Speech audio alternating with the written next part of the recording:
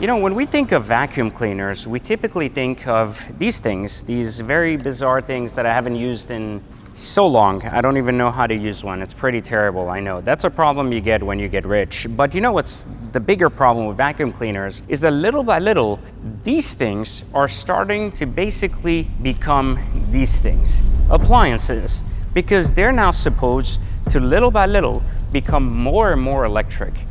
But Ferrari promises something very different with this car. It says, hey, we've designed a vacuum cleaner that actually sounds pretty damn good. Now, I'm gonna give them credit because the SF90 was a pretty exciting car. But let's face it, let's just back up for a second and take it in.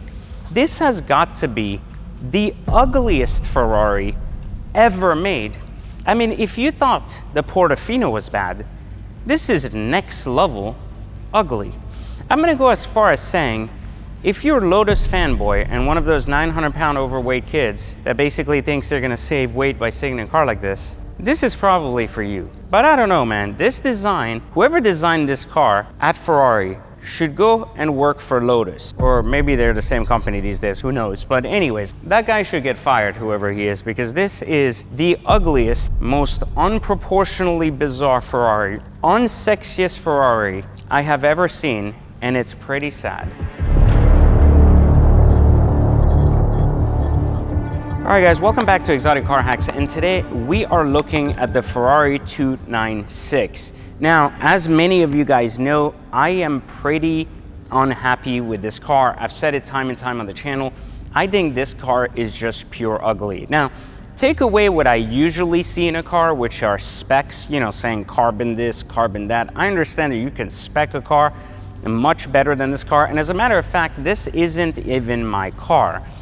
It actually doesn't even belong to the dealership we're sitting in, who has it on consignment. A very good friend of mine owns this car, and he really enjoys driving it. Now, I've heard Chris Harris enjoy driving it. I've heard a lot of good reviewers speak well of this particular Ferrari. Now, which is very sad because we can't even trust online reviews anymore because most people are so afraid of being banned from Ferrari or not invited to their next event to suck that they basically get to say positive things about something they don't like. But I've heard nothing but good things about the driving characteristics of this car, but I just can't come to like it because I think it is so pure ugly.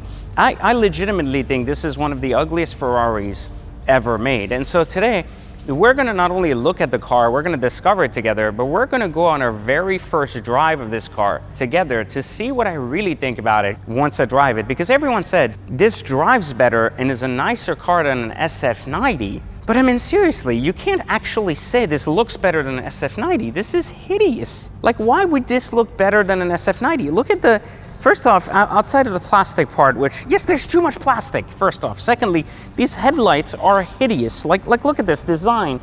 It's like a Kia. Like, why would you want this? And then you continue wheel design, okay, is decent. And then you continue to this really bizarre black glass here that's gigantic on the back. And I mean, even the SF90 motor looked terrible all the way in, and this is equally ugly.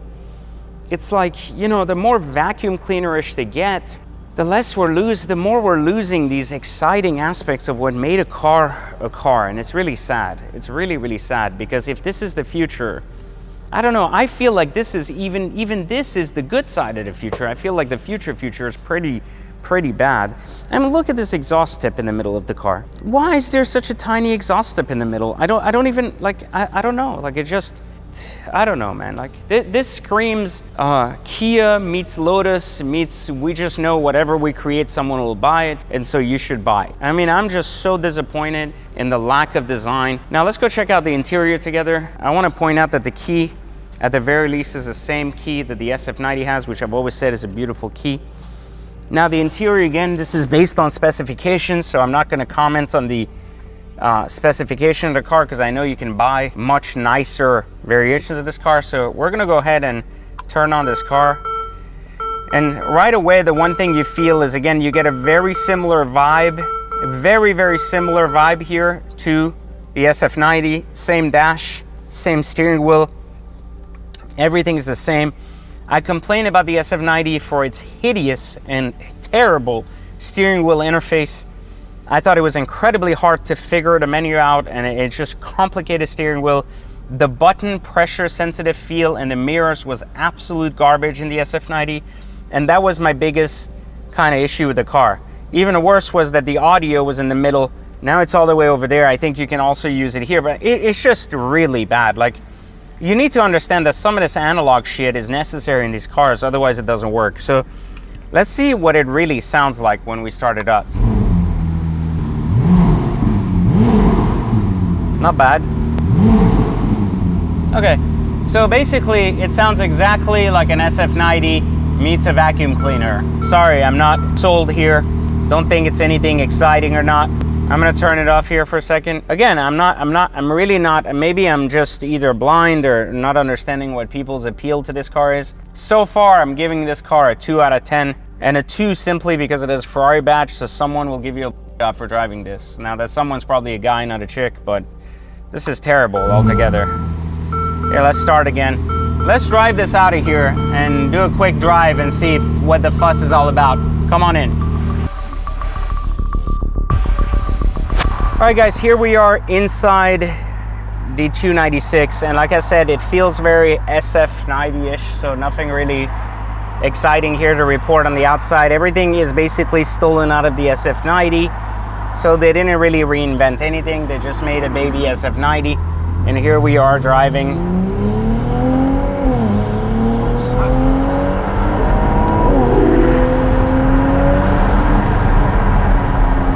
I mean, you get a much more, right away you notice a slightly more stable and solid drive.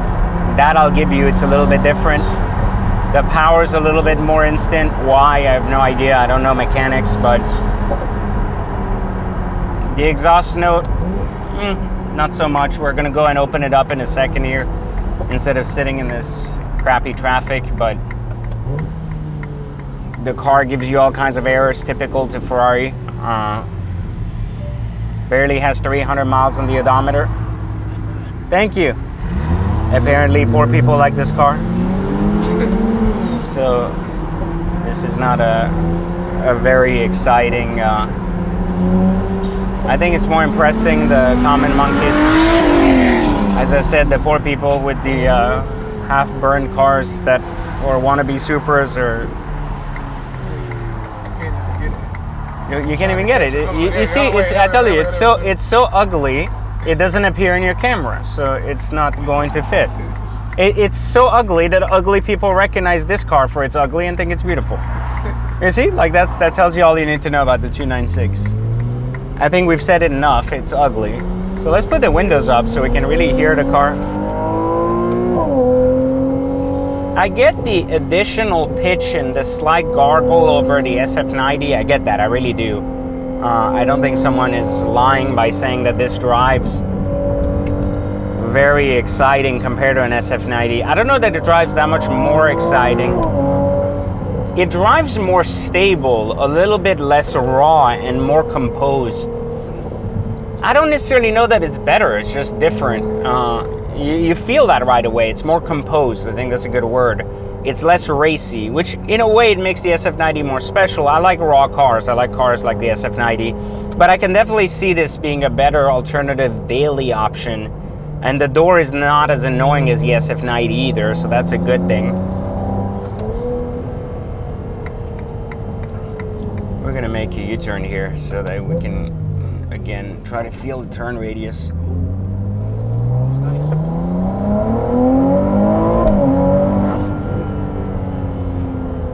Yeah, very, very stable. Excellent traction. And the little wannabe gargle shit going on in the back, you don't know if it's coming out of this. It's like a baby pigeon trying to be an eagle, you know?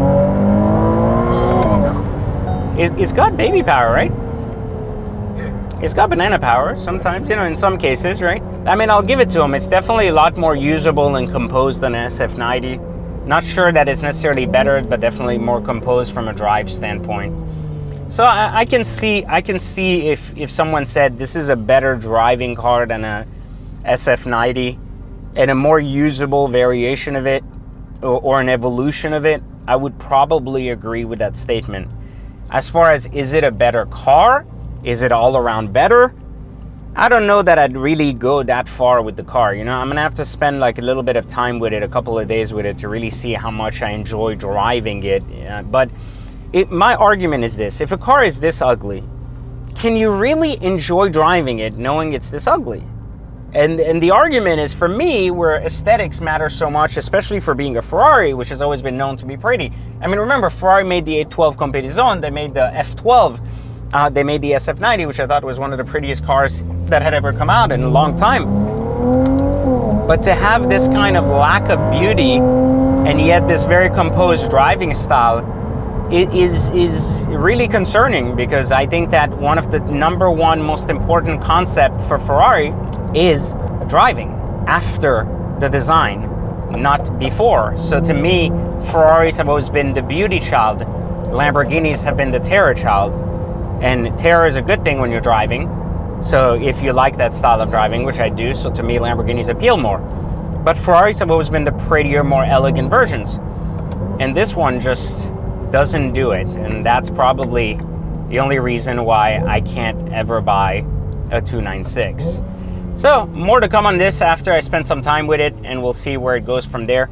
But remember, if you want to learn how to get in and out of cars like this and not lose money, the 296 is one of those cars you can drive for free for at least 6 months to 12 months, learning the principles at Exotic Car Hacks. So you can click the link at the bottom in the description and learn how to hack cars for free. And you can, of course, join Exotic Car Hacks as well. But like, subscribe, turn on notifications for real reviews, not bought by manufacturers, from real people who actually have money to afford the cars, not just borrow them. Would love to know your thoughts. What do you think of the 296? Do you think it's as incredible as an SF90 or worse? Leave it in the comments, and I'll catch you next time for Exotic Car Hacks. I mean, it do kind of look like a shoe. It's ugly. It's terrible. Like a female. Yeah. What's them beluga dolphins?